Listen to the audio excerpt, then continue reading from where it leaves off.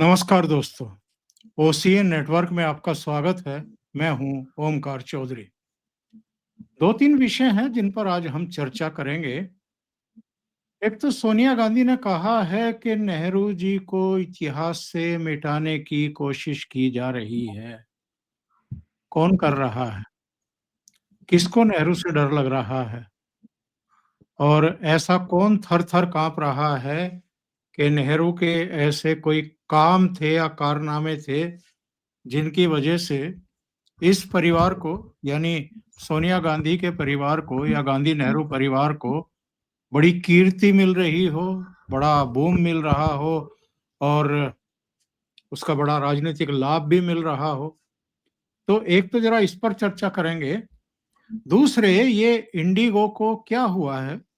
हाहाकार मचा हुआ है चारों तरफ और ये ठीक ऐसे समय इस तरह का क्योस क्यों पैदा हुआ या किया गया? जब राष्ट्रपति पुतिन 2 दिन की भारत यात्रा पर पहुंच रहे थे, इसमें क्या कोई खुड़पेच है, कोई साजिश है? ज़रा इस पर भी गौर करने की ज़रूरत है। और चूँकि ये मिनिस्ट्री चंद्रबाबू नायडू की पार्टी के मंत्री के पास है, तो ऐसे में अगर कान उमेठने हों प्रधानमंत्री नरेंद्र मोदी को, तो क्या उमेठेंगे या थोड़ा इसको ठंडा करके आगे बढ़ेंगे? तीसरा विषय जो आज का है वो ये है कि रोहिंग्याज़ पर chief justice of India Suryakant ने 3 दिन पहले एक टिप्पणी की थी। उन्होंने कहा था कि अगर घुसपैठ करके आए हैं, वो चाहे कोई भी है, तो क्या उनके लिए रेड कार्पेट बिछाएँ? और क्या ये सही होगा? तो ये जो मुद्दे हैं, इन पर ज़रा चर्चा करेंगे और थोड़ा समय रहा तो एक बाबरी मस्जिद का शिलान्यास हुआ है पश्चिम बंगाल में, तो उस पर भी आएँगे। तो सीधे जुड़ गए हैं मेरे साथ पटना से अभिषेक तिवारी जी और लखनऊ से वीरेंद्र नाथ भट्ट। आप दोनों का बहुत स्वागत है। नमस्कार। नमस्कार। नमस्कार सर, प्रणाम, जय श्री राम। तो सबसे पहले अभिषेक जी के पास ही चलते हैं। अभिषेक जी, सोनिया जी ने क्यों कहा कि नेहरू जी को इतिहास से मिटाने की साजिशें हो रही हैं? वो तो देश के पहले प्रधानमंत्री हैं, तो उनका नाम पहले प्रधानमंत्री के तौर पर तो रहेगा ही। इसके अलावा उनके नाम के आगे बहुत सारे कारनामे हैं, वो जो उनको श्रेय मिलता रहा है, वो भी मिलेगा ही। जम्मू-कश्मीर में जो कुछ हुआ, जो 370 लगी या पाकिस्तान ने एक बड़े हिस्से पर कब्जा किया, वो तो नेहरू की देन है। इसके अलावा 1962 में अगर चीन ने भारतीय सेना को हराया और एक बड़े भूभाग पर कब्जा किया, वो भी नेहरू के खाते में जाएगा। तो इन चीज़ों को कौन मिटा सकता है? नहीं पता नहीं सोनिया गांधी जी इस प्रकार की बातें क्यों कर रही हैं। अरे नेहरू जी के थोड़े मोड़े कारनामे थोड़े, नेहरू जी तो अपने आप को जब वो जेल गए थे और वो स्ट्रगल किया था तो अपनी तुलना वो बाबर से कर रहे थे कि बाबर सी फीलिंग आ रही है। क्या बात कर रहे हैं सर? ऐसे ऐसे ऐसे कैसे नेहरू जी को कोई इतिहास से मिटा देगा? नेहरू जी के तो थोड़े कारनामे थोड़ी ना है। पहला जो फ्रीडम ऑफ एक्सप्रेशन या पत्रकारिता की लिमिटेशन क्या होती है या कैसी होनी चाहिए, संविधान में पहला अमेंडमेंट 1952 में ही लाने वाले इन मुद्दे पे लेख के बाद यही थे और ऑर्गेनाइजर के ही लेख के बाद थे। क्या बात कर रहे हैं? मतलब सोनिया गांधी जी नेहरू जी को बहुत हल्के में ले रही हैं। देखिए, ना तो इतिहास से सोनिया गांधी के योगदान को मिटाया जाएगा और ना ही चाचा नेहरू के, जो कि पहले प्रधानमंत्री रहे देश के। योगदान कई हैं, सिर्फ धारा 370 लगाने में ही उनका योगदान नहीं है। उनका योगदान अभी आपने देखा कि अब अगर उनका इशारा इस तरफ है कि आदरणीय प्रधानमंत्री नरेंद्र मोदी जी ने उनका जल समझौता इंडस वाटर ट्रीटी क्यों सस्पेंड करके रखा है और पाकिस्तानियों को पानी क्यों नहीं मिल रहा है और इस कारण उनका नामो निशान मिट रहा है, तब बात और है। क्योंकि ठंड का मौसम आ गया और ठंड के मौसम के बाद मात्र 15-20 दिन का रह जाता है बसंत ऋतु। अब तो उसके बाद गर्मियां ही गर्मियां हैं। और सरकार ने डायवर्जन और इन सब की तैयारी पूरी कर दी। और इसी साल से कई विदेशी न्यूज़पेपर्स और इन सब में आर्टिकल्स लिखे गए हैं कि सिंध में क्योस मच जाएगा पानी का। फिर मुझे याद आता है राजनाथ सिंह जी का बयान कि एक दिन सिंध हमारा होगा। अब पाकिस्तान को भी देखना है कि पानी लाहौर में दे, मतलब अपने पंजाब में दे, या सिंध तक पहुंचाया जाए। मुझे लगता है कि सोनिया गांधी जी हल्के में ले रही है मोदी जी को। उनके योगदान इतने हैं कि नरेंद्र मोदी जी को अगले 5-10 साल लगातार उस पर काम करना पड़ेगा, तब जाकर के नेहरू के योगदान को थोड़ा बहुत धूमिल किया जा सकता है। जैसे कि एक योगदान तो नेहरू जी का जो फर्स्ट ये जो पॉलिसी में एक चेंज है, जो शिफ्ट था, जो चीन की तरफ ये गया था, उस योगदान को भी नहीं भुलाया जा सकता है। जब तक अक्साई चीन का प्रॉब्लम सॉल्व नहीं हो जाएगा, कैसे हम उस योगदान को भुला सकते हैं।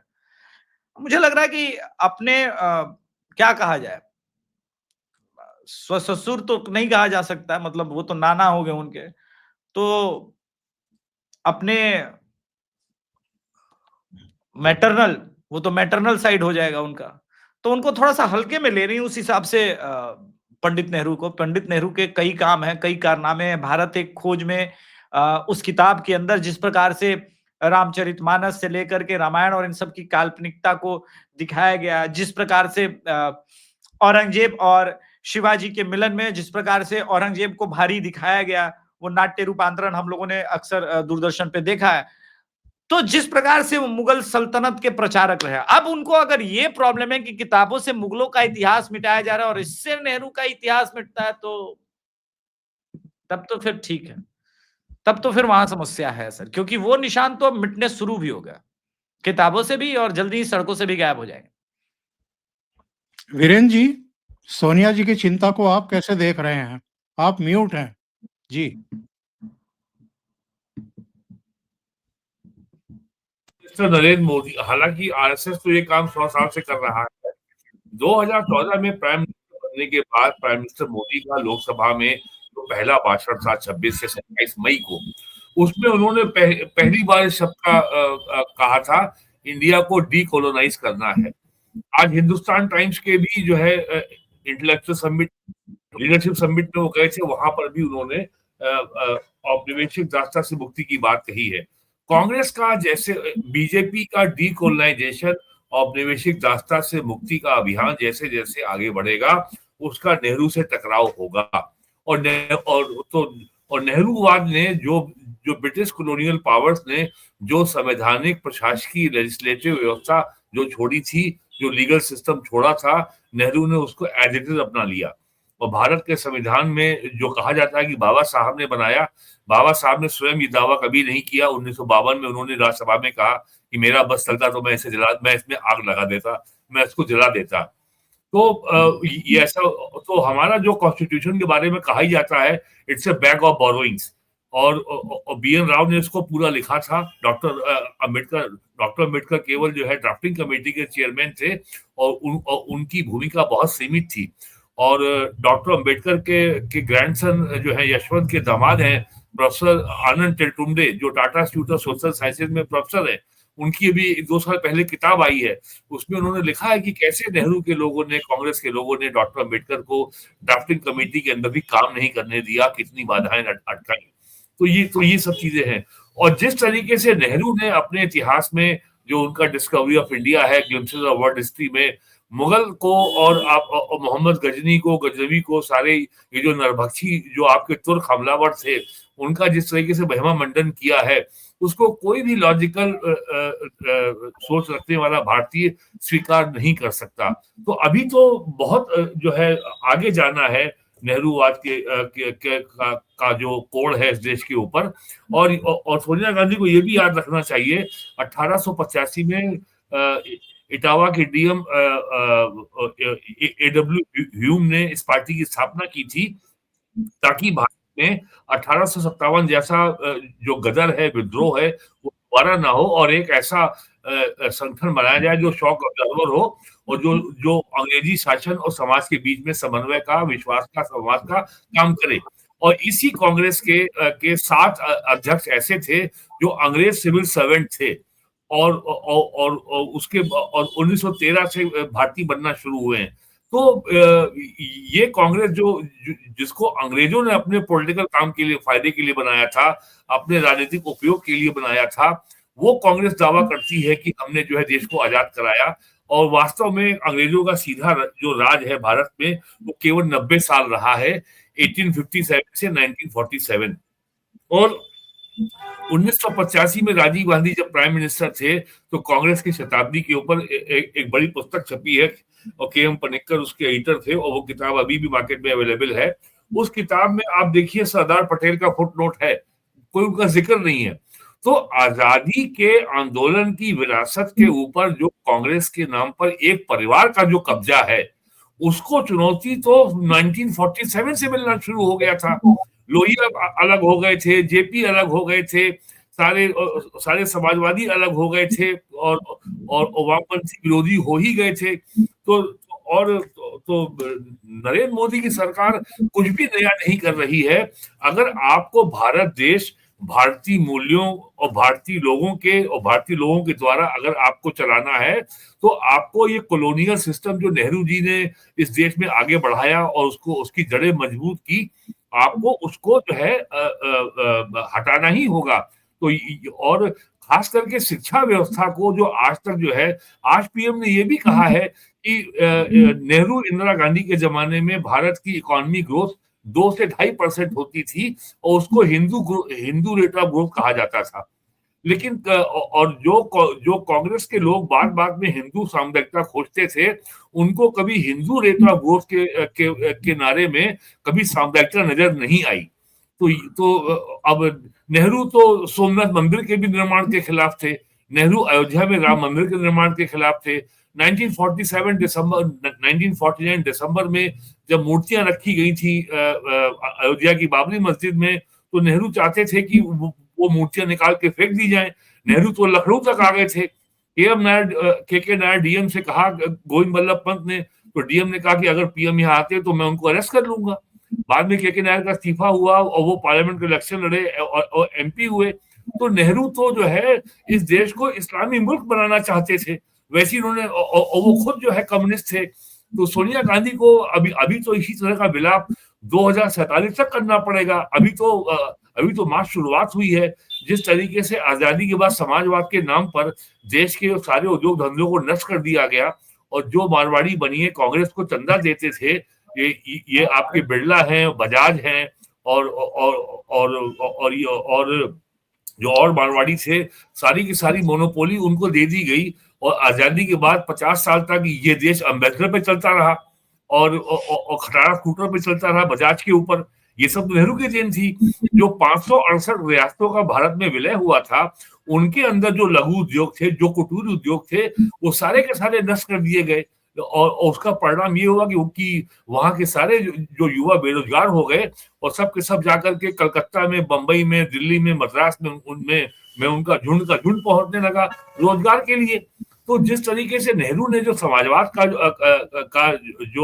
जो डंक दिया इस देश को, उससे देश आज तक उबर नहीं पाया है। आपने देश को आगे नहीं बढ़ने दिया। तो ये सब चीजें हैं। तो सोनिया गांधी को अभी अगले 20 साल तक विलाप करना पड़ेगा नेहरू को लेकर के। मैं आपको बधाई देना चाहता हूं। और आपने कहा कि 1947 तक सोनिया गांधी को इंतजार करना पड़ेगा। नहीं 2047 जी, हाँ 2047 तक, क्योंकि अभी सोनिया गांधी 78 साल की हैं और 9 दिसंबर 1946 का उनका जन्म है। तो आपने शतायु होने का उनको एक तरीके से आशीर्वाद दे दिया, ब्राह्मण के मुख से आशीर्वाद निकला है सर, बाय द वे। यहाँ आशीर्वाद दे दिया शतायु होने का। तो मैं अभी अभिषेक जी के पास जाता हूँ। ये लोकतंत्र की हत्या जो है, सोनिया गांधी का बड़ा प्रिय शब्द है, लेकिन लोकतंत्र की हत्या तो तब हो गई थी जब सरदार पटेल को सब लोग प्रधानमंत्री बनाना चाहते थे और गांधी जी ने एक भी मत ना मिलने वाले सरदार पटेल को प्रधानमंत्री बनाने का फैसला कर लिया था। हाँ, ये बात तो ठीक है, लोकतंत्र की जो है हत्या हो गई है। अब आप देखिए, सोनिया गांधी जी का 3 दिसंबर को सर एक आर्टिकल आया, उस पर भी एक चर्चा हो जाए कि आजकल सोनिया गांधी जी पर्यावरणविद बन गई हैं। मैं बता रहा हूं, इससे पहले निकोबार पर, और ये लगातार अब इंडिया के इन्वायरमेंट पर ये बातचीत होने लगी है, और सोनिया गांधी जी ने 3 दिसंबर को आर्टिकल लिखा है। वो चीन का दबाव है अंडमान को लेकर के। नहीं नहीं, अब आप देखिए अरावली रेंज में भी, ठीक है, अब बहुत दिक्कत में है, वो हमको समझ में आ रहा है। अच्छा, अगर आप ध्यान दीजिएगा कि ये हर चीज का मेंशन है, चिटगांव, रणथंभौर, सब कहां कहां से। अब सोनिया गांधी जी को आप कांग्रेस में जब सत्ता में थी तब का टाइम का मत समझिएगा, अब वो ज्ञानी महिला हो चुकी हैं। वो निकोबार से लेकर के हर जगह अब वो चिंता होने लगी है। ऐसी ही चिंता मेघा पाटकर भी कर रही थी कि यार सरदार सरोवर डैम बन जाएगा, लोग बर्बाद हो जाएंगे। एक्चुअली मदद ये करना होता है कि पानी वानी न पहुंचे लोगों तक, ताकि वो पानी माफिया का ये चलता रहे।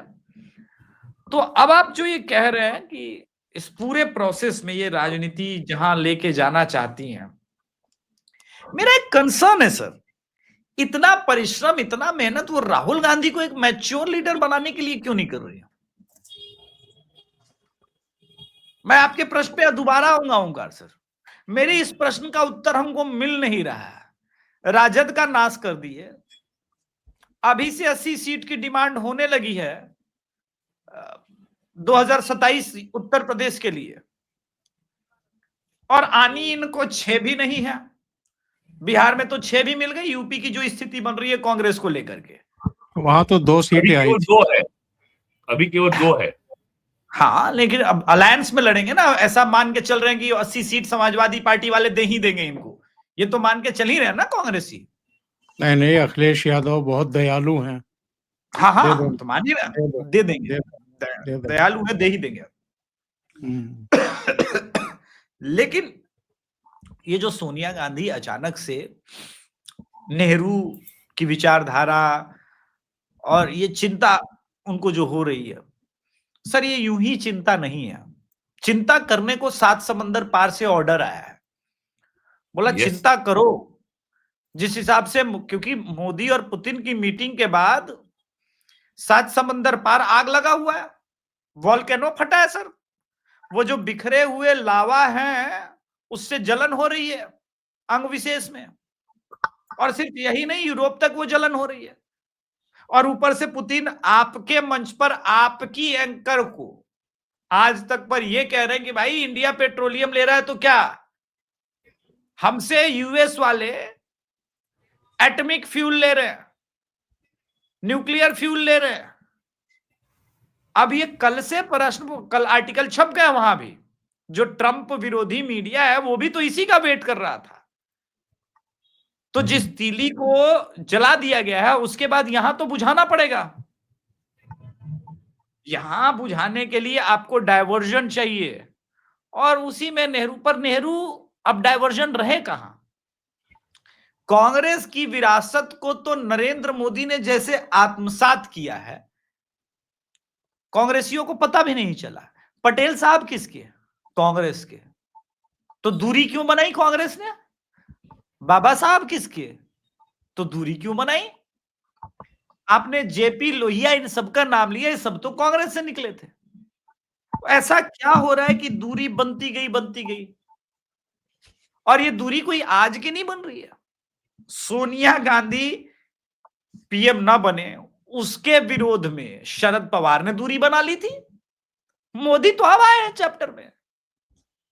मेरा मानना राजनीतिक रूप से एक कमजोर नेतृत्व के अंदर सोनिया गांधी जबरदस्ती अपनी प्रासंगिकता बनाए रखने का प्रयास कर रही है, क्योंकि उनको पता चल गया है कि उनके पुत्र के बस का नहीं है।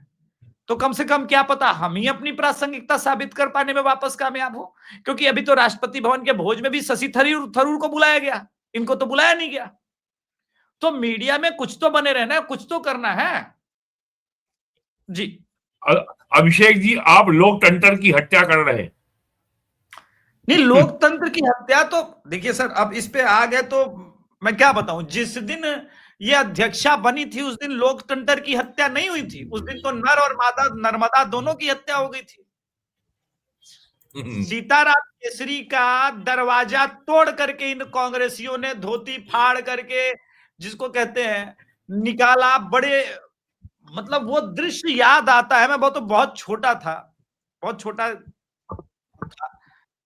याद आता है तो उठता है एक प्रश्न कि भाई ये लोग कौन से लोग थे। नाम बता देते हैं। उस ग्रुप में सज्जन भी थे, जगदीश टाइटलर भी थे, उस वक्त दिग्विजय सिंह भी थे।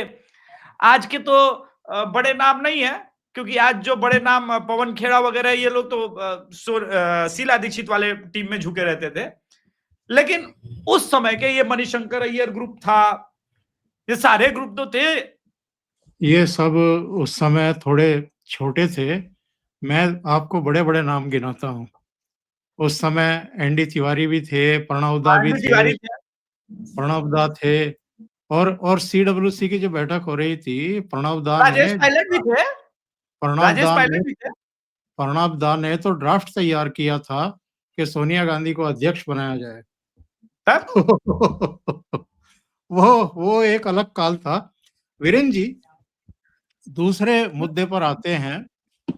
ये नए सीजीआई के पीछे क्यों पड़ गया है पूरा इकोसिस्टम? उन्होंने यही तो कहा था कि जो घुसपैठिए हैं, जो रोहिंग्याज हैं, उनको उनको उनके लिए जो याचिका दाखिल की गई थी, उस पे उन्होंने कहा था कि जो घुसपैठिए हैं, जिनको गरीब बताया जा रहा है, तो गरीब तो हमारे देश में भी कम नहीं है। हमें अपने गरीबों की चिंता करनी चाहिए या दूसरे देश से घुसपैठ करके आए लोगों की चिंता करनी चाहिए? क्या इनके लिए रेड कारपेट बिछा दिया जाए? तो इस पर तो पता नहीं कौन-कौन, कैसे-कैसे सीजे चिट्ठियाँ लिख करके जो है सीजेआई सीजेआई सीजेआई ने केवल ये कहा था कि क्या भारत सरकार ने रोहिंग्या को रेफ्यूजी घोषित किया है। जब रेफ्यूजी घोषित नहीं किया है तो हम उनके लिए रेड कारपेट क्यों बिछाएं। मामला केवल जो है रोहिंग्या नहीं है। मामला पहला ये है कि जिस तरीके से सीजेआई ने 1 दिसंबर को जो वहां पे मठाधीश वकीलों का जो एकाधिकार चला आ रहा था कि वो जो है ओरल मेंशनिंग करते थे और साहब इसको तुरंत एडमिट कर लिया जाए और ये हो जाता था। उन्होंने ये सिस्टम ही समाप्त कर दिया। कहा नहीं, अब आप रजिस्ट्री में जाइए और वहां पे क्यू में आइए। जैसे अभी जो कल मामला था तमिलनाडु के मंदिर में आपके दीप जलाने का, उसके खिलाफ जो है तमिलनाडु गवर्नमेंट आई थी सुप्रीम कोर्ट में, उन्होंने मना कर दिया। तो जितने मठाधीश वकील थे उन सबके ऊपर उनकी प्रैक्टिस पर इसका असर पड़ेगा। आपको याद होगा 2 साल पहले ये आपके ये ईस्ट दिल्ली में एक जगह दिल्ली नगर निगम ने एक मस्जिद के सामने डेमोलिशन शुरू किया था। 11:30 बजे सुप्रीम कोर्ट से स्टे आ गया था। तो ये सिस्टम अब समाप्त हो गया। दूसरा एक फैसला दिया सुप्रीम कोर्ट ने, सीजेआई ने, कि केरल के मंदिरों का पैसा जो एफडीआई केरल के कोऑपरेटिव बैंक में जमा था, कोऑपरेटिव बैंक ने कहा कि हमारी बैंक की हालत खराब है तो हम इस पैसे को अपने बैंक के रिवाइवल के लिए इस्तेमाल कर लेते हैं। केरला हाई कोर्ट ने इस बैंक के इस फैसले को क्वैश कर दिया। सुप्रीम कोर्ट ने केरला हाई कोर्ट के फैसले को अपील किया कि मंदिर का पैसा कि वो भगवान का पैसा है और वो केवल देवता के उपयोग में ही आ सकता है और बैंक के रिवाइवल में इस पैसे का इस्तेमाल नहीं हो सकता। फिर कल उनकी टिप्पणी आ गई रोहिंग्या के ऊपर, परसों आ गई। तो ये जो आपका जो एंटाइटल क्लास था, इसको लगा अब तो बहुत ज्यादा हो गया है। तो जितना ये कम्युनिस्टों का गैंग था जो बाबरी मस्जिद का केस लड़ रहे थे, आपके ये राजीव धवन, ये सब इकट्ठा हो गए और इन लोगों ने जो है सीजेआई को संविधान पढ़ाना शुरू कर दिया कि आपका, और बाकायदे जो है उसमें एपी शाह जो हाई कोर्ट जज वगैरह है, 2 दर्जन लोग शामिल हो गए। उन्होंने एक लेटर लिख मारा। अब यहाँ पे ये बताना जरूरी है कि जिस तरीके से प्राइम मिनिस्टर ने अभी पिछले महीने Indian express Ramnath Goenka memorial lecture में जिस तरीके से मैकाले का नाम लिया, वो कहा कि 1835 में उसने भारतीय एजुकेशन सिस्टम में जो परिवर्तन किए थे, भारतीयों को के अंदर हीन भाव भरा था, उसके 2035 में 200 साल पूरे हो जाएंगे। हमारे पास 10 साल बचे, हमें इसको करना है। यही बात प्राइम मिनिस्टर ने अयोध्या में नवंबर 25 को राम मंदिर के ध्वजारोहण में दोहराई। यही बात पीएम ने आज हिंदुस्तान टाइम्स की लीडरशिप समिट में भी कही। तो ये जो 4 नाम है, आपका खान मार्केट गैंग, टुकड़े टुकड़े गैंग, और ये अर्बन नक्सल और ये आंदोलन जीवी, ये सब लोग इससे बहुत जो है प्राइम मिनिस्टर के इस अभियान से बहुत ज्यादा विचलित हैं, बहुत ज्यादा भयभीत हैं।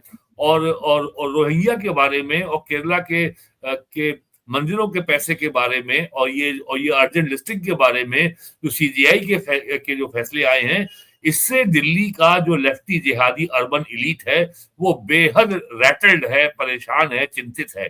और यहाँ ये बताना जरूरी है, जो यूएन कन्वेंशन ऑन रेफ्यूजीज है, अगर कांग्रेस सरकार बांग्लादेशियों के लिए, रोहिंग्यों के लिए अगर उसके दिल में इतनी अगर दया थी, तो नेहरू से लेकर के मनमोहन सिंह तक जो इंटरनेशनल कन्वेंशन ऑन रेफ्यूजी को भारत ने साइन क्यों नहीं किया? अगर भारत ने ये साइन कर लिया होता तो भारत को एक प्रिंसिपल है, प्रिंसिपल ऑफ रिफॉल्वमेंट के तहत यदि कोई भी देश का कोई व्यक्ति पीड़ित शरणार्थी अगर आपके देश में घुस आता है तो आप उसको एक्सपेल नहीं कर सकते। और ये जो तर्क दिया जा रहा है कि रोहिंग्या उत्पीड़ित हैं, तो अगर वो आ गए हैं तो चूंकि भारत ने इंटरनेशनल कन्वेंशन ऑन रिफ्यूजी पे हमने हस्ताक्षर नहीं किए हैं और हम उस इंटरनेशनल प्रोटोकॉल के सदस्य नहीं हैं, तो भारत किसी भी दृष्टि से जो अवैध घुसपैठिए हैं, बांग्लादेशी हैं, रोहिंग्या हैं, पाकिस्तानी हैं, उनको शरण देने को बाध्य नहीं है। तो ये जो कल लेटर लिखा गया है, जो आज सारे अखबारों में छपा है, ये केवल जो पोस्ट कॉलोनियल इंडिया में, आजादी के बाद के इंडिया में, जो इंटरनेशनल इंडिया सेंटर में दिल्ली में लोधी रोड में बैठ करके जो अमेरिकन और यूरोपियन जर्नलिस्ट को, एकेडमिशियंस को भारतीय संस्कृति के बारे में ज्ञान देता है और साल में 10 देशों का वो दौरा करता है, दिल्ली में 5 स्टार जीवन जीता है, इंटेलेक्चुअल है, सरकारी खर्चे पे था, बोझ था, तो योगी जी ने इन सबको, तो प्राइम मिनिस्टर मोदी ने इन सबको निकाल के बाहर किया है। इनके पास करीब 1500 बंगले सरकारी इनके पास थे, टाइप 4, टाइप 7, टाइप 8 तक के। तो ये सब केवल उसी का हिस्सा है और इसमें खाली मामला सीजीआई का नहीं है। जो वक्फ प्रॉपर्टी के पोर्टल में रजिस्टर कराने की जो लास्ट डेट थी वो कल खत्म हो गई। इन्होंने बहुत रोना धोना गाया, तो ने साफ कह दिया कि इसको हम बढ़ा नहीं सकते, लेकिन यदि 3 महीने में भी आप कर देंगे तो हम उस पर कोई पेनल्टी इम्पोज नहीं करेंगे। और ये वक्फ प्रॉपर्टी रजिस्टर इसलिए नहीं हो रही है कि उसमें वो कागज मांगता है। अगर आपके पास ओनरशिप के कागज नहीं तो वो एक्सेप्ट नहीं होगा। तो इसीलिए जो है मौलाना मदनी जो है भोपाल में कह रहा है कि हम जिहाद करेंगे। समाजवादी पार्टी के रामपुर का एमपी महबुल्ला नदवी लोकसभा में कह रहा है कि हम जिहाद करेंगे, और यहाँ जो है सीजीआई के खिलाफ जिहाद हो रहा है। तो ये सारी चीजें सब जुड़ी हुई हैं। कोई जो पुराना ऑर्डर है, जो कश्मीर फाइल में जो डायलॉग था प्रोफेसर मेनन का कि सरकार उनकी, सिस्टम हमारा है, तो जिनका सिस्टम है उनकी कुर्सी हिल रही है, इसलिए उसका संकेत रोज सामने आता है। और प्राइम मिनिस्टर भी पीछे नहीं रहते हैं, इनको एक नए खुराक रोज दे देते, आज भी दी है। सबसे बड़ी चिंता उनको ये हो रही है, दिल्ली के लेफ्ट जिहादी एस्टेब्लिशमेंट को, कि प्राइम मिनिस्टर एकाएक लगातार लॉर्ड मैकाले के खिलाफ क्यों बोल रहे हैं। तो और इन लोगों ने एक काम और किया, जैसे ही पीएम का बयान आया इंडियन एक्सप्रेस के उस मेमोरियल लेक्चर में, सबने कहना शुरू किया मोदी जी अंग्रेजी कैसे हटाओगे। अरे प्राइम मिनिस्टर का ये कैंपेन अंग्रेजी के खिलाफ है ही नहीं, वो कैंपेन अंग्रेजियत के खिलाफ है, जो कॉलोनियल माइंडसेट है उसके खिलाफ है, जो आप अपने को इंफीरियर समझते हैं उसके खिलाफ है। यूरोप हमसे सीखेगा। तो ये जो सुप्रीम कोर्ट में आपने जो कल लिखा और जो पत्र लिखा गया, ये सब उसी बेचैनी का हिस्सा है, और ये बेचैनी बढ़ेगी, ये कम होने वाली नहीं है, ये आप जान लीजिए।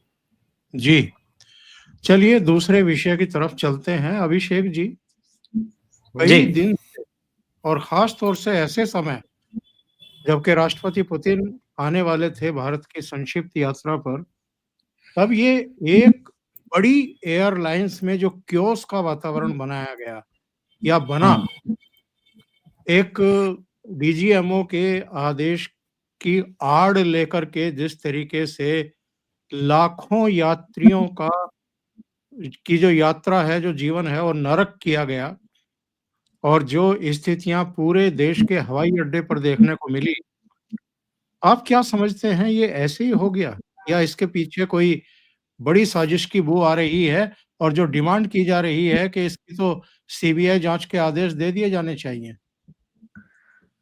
हाँ, ये मंत्रालय एक्चुअली चंद्रबाबू नायडू की पार्टी के पास है, लेकिन जो ये फ्लाइट ड्यूटी टाइम लिमिटेशन वाला जो ये अपडेशन है, ये जो लॉ था, ये 1 वर्ष पहले सभी कंपनियों को बता दिया गया था, लेकिन इंडिगो वेट कर रही थी कि भाई हम तो ऐसे ही करेंगे और ब्लैकमेल कर लेंगे। उसका एक और कारण था, इन्होंने सब कुछ बताया, लेकिन फ्लाइट का मैक्सिमम फेयर ये कितना रख सकते हैं, इसके लिए कोई लिमिटेशन तय नहीं किया था। ये आज आया है और इंडिगो ने अपने जीवन की सबसे बड़ी गलती कर ली। अफसोस ये है कि इस गलती करने से पहले न तो वो विजय माल्या से मिले, न जेट एयरवेज के मालिक से मिले, न गो एयरवेज के मालिक से मिले, और न जाने कितने। और दूसरी बात, नरेंद्र मोदी सरकार को ब्लैकमेल करने का इसको कहते हैं कारपोरेट गुंडाई करने का जो प्रयास किया, सबसे बड़ी इंडिगो की गलती है।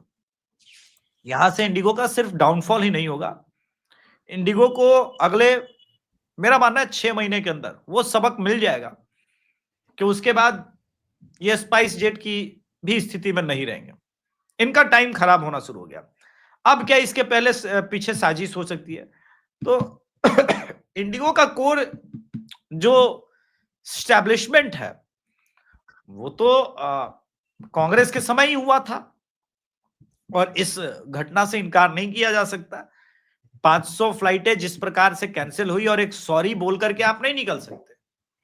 केवल 500 नहीं, हजारों हजारों फ्लाइट कैंसिल हुई है सर, हजारों हुई, हजारों 550 एक दिन में हुई थी। मैं ये कह रहा हूं जहां से अफरा तफरी मचना शुरू हुआ।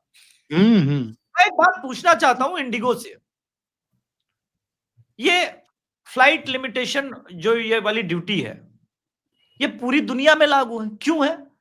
क्योंकि पायलट थके नहीं, यानी आप यात्रियों का जीवन का भी वैल्यू नहीं मानते, कोई मतलब नहीं मानते। आप एक पायलट से 2 गुना 3 गुना कारें ले रहे हैं और आप ये भी चाहते हैं कि ये होने दी जाए, ये गुंडई चलने दी जाए। तो चूंकि अभी अफरा तफरी का माहौल बन गया था, तो और मोदी जी भी पुतिन वगैरह में बिजी होंगे, लेकिन बात शीर्ष तक पहुंच गई क्योंकि आज डिस्टेंस और फेयर कितना हो सकता है मैक्सिमम, उसका रेगुलेशन आ गया, नियमावली बन गई। यानी अब 1000 किलोमीटर अगर मैं जाऊंगा तो मैक्सिमम 12,000 रुपए छठ के समय भी ये कर सकते हैं, उससे ज्यादा नहीं। आपको याद होगा सर, छठ के समय या कुंभ में ये 40,000, 50,000, 80,000 सर। अभिषेक जी, कुंभ के समय दिल्ली लंदन का फेयर कम था, दिल्ली इलाहाबाद ज्यादा था। वही मैं कह रहा हूं, मेरा वही कहना है कि ये जो गुंडई है, ये जो ब्लैकमेलिंग है, इसके विरुद्ध ये वेलकम है, ये कदम बहुत अच्छा कदम है। लेकिन ये गुंडई आगे ना हो, इसके लिए आपको प्राइवेट प्लेयर्स को वेलकम करना पड़ेगा। और भी ये आदेश तो काफी समय पहले आ गया था वीरेन जी, इसके बावजूद इंडिगो ने अतिरिक्त पायलट और अपना जो क्रू मेंबर्स थे वो भर्ती क्यों नहीं किए? वो इस डाटा जो ये डाटा जो मुझे मिला है कि एयर इंडिया के पास मार्केट शेयर 26% है, उसके पास 3500 पायलट्स हैं और इंडिगो के पास का मार्केट शेयर 65% है और उसके पास मात्र 5500 पायलट है। और इंडिगो की ओर से ये भी कहा गया है कि हम we want to hire more and more pilots, लेकिन पायलट्स मार्केट में अवेलेबल है ही नहीं। तो सवाल ये है कि इसमें कहीं गूफ अप ये हुआ है, जो जो जो ड्यूटी पैटर्न के बारे में डीजीसीए ने या मिनिस्ट्री ऑफ सिविल एविएशन ने जो आदेश जारी किया और एयरलाइन को फोर्स किया, क्या उसकी वजह से क्राइसिस हुआ? पहले ये भी असरटेन करना पड़ेगा कि तो जब आपने ड्यूटी पैटर्न लागू किया तभी तो आपको फ्लाइट कैंसिल करनी पड़ी, कि आगे पायलट थे ही नहीं। तो ये मामला वैसे बहुत गंभीर मामला है और इससे भारत की जो अंतर्राष्ट्रीय एविएशन मार्केट में छवि पे इसका बुरा असर पड़ा है और हजारों करोड़ रुपए का नुकसान हुआ है। लोगों के बहुत सारे ऐसा काम जो है रुक गए और इसका कोई एग्जैक्ट अभी असेसमेंट अवेलेबल नहीं है कि आखिरकार इसकी कॉस्ट टू इकोनॉमी क्या थी। और अभी भी वो कह रहा है इंडिगो का मैनेजमेंट कि 15 दिसंबर तक लग जाएगा स्थितियों को पूरी तरीके से नॉर्मल होने में। चलिए, इस पर नजर रहेगी और सरकार भी मुझे लगता है कि अब सख्ती के मूड में है, लेकिन इस पूरे क्योस के लिए जिम्मेदार कौन से तत्व हैं, इसकी जांच होनी ही चाहिए। बहुत बहुत धन्यवाद वीरेंद्र जी और अभिषेक जी, आपने इतना समय निकाला और महत्वपूर्ण मुद्दों पर चर्चा की। Thank you so much. Thank you sir. नमस्कार, प्रणाम, जय श्री राम। जय श्री राम।